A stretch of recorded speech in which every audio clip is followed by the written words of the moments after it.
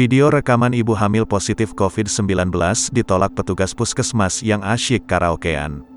Dalam video berdurasi 1 menit 43 detik itu, terlihat ibu hamil memakai daster lengkap dengan masker mendatangi puskesmas Situ Udik, Cibung Bulang, Kabupaten Bogor, pada Jumat, tanggal 9 Juli tahun 2021 kemarin.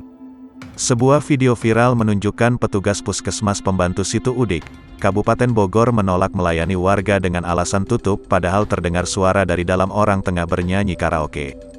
Sedangkan, kondisi puskesmas dalam keadaan kosong, tirai tertutup dan pintu sudah tergembok. Jam menunjukkan pukul 10 waktu Indonesia Barat, Jumat, tanggal 9 Juli tahun 2021. Diiringi lantunan musik, si perekam video mencoba menjelaskan kepada petugas maksud kedatangannya.